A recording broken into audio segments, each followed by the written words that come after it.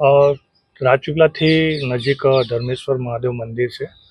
ત્યાંના ટ્રસ્ટી દ્વારા ત્યાં રિનોવેશનનું ને બધું કામ ચાલે છે. તો એ લોકોના રિનોવેશન દરમિયાન એમને કંઈક સ્મેલ આવી અને એવું કંઈક શંકાસ્પદ લાગ્યું. એમને અમને જાણ કરી. અમે સરકારી પંચો અને અમે જાતે અમારી ટીમ સાથે ત્યાં સ્થળ પર પહોંચ્યા. ત્યાં જોયું અને ત્યાં અમને પણ એવું લાગ્યું કે આ કંઈક વન્ય પ્રાણીનું હોય એવું લાગી રહ્યું છે. તો એવી શંકાસ્પદ વસ્તુ તમામ પેટી સાથે લાવી રાજપીપળા રેન્જ ઓફિસે લાવ્યા. તેને અમે ખરાઈ કરી. કેટલું છે જથ્થો છે એમાં 37 જેવા આખા ચામડા હતા અને બીજા ટુકડા હતા. એમ મળીને 40થી વધુ ચામડા જે દેખાઈ આવેલા છે, જે હાલ ઉપરથી તો એવું લાગે છે કે વાઘના છે, પણ એને ખરેખર શેના છે એની માટે અમે FSLમાં મોકલવાના છે. એની સાથે સાથે 133 જેવા નખ પણ મળ્યા છે. એ પણ સાચા છે કે ખોટા એ પણ અમે ખરાઈ કરી રહ્યા છે. આ તમામ વસ્તુને ધ્યાનમાં રાખી અમે વન્ય પ્રાણી અધિનિયમ 1972 હેઠળ ગુનો દાખલ કર્યો છે અને સરકારશ્રીને જાહેર કરી છે. આ ખરેખર વસ્તુ સાચી છે કે ખોટી અને એમાં કેટલું તથ્ય છે એની ખરાઈ માટે અમે આગળના સેમ્પલ લઈને આગળ કાર્યવાહી કરી રહ્યા છીએ.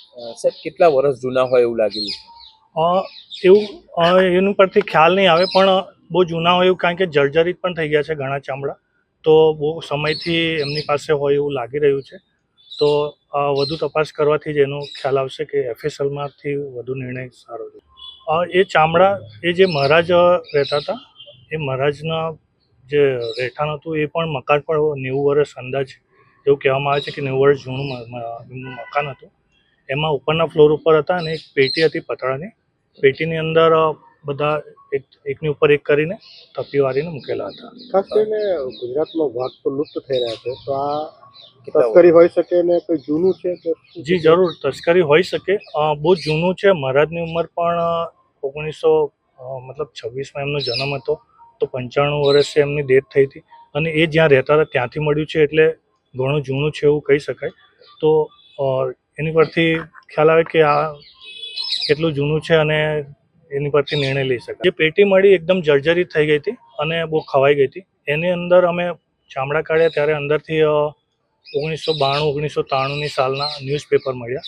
તો એની પરથી એવું અમે થોડો અંદાજ મારી શકીએ કે આ ચામડા 33 વર્ષ, જે આજની 2025-26 સુધી ગણીએ તો 33 વર્ષ સુધી તો મહારાજ પાસે કે એ પેટીમાં હતા એવું માની શકાય.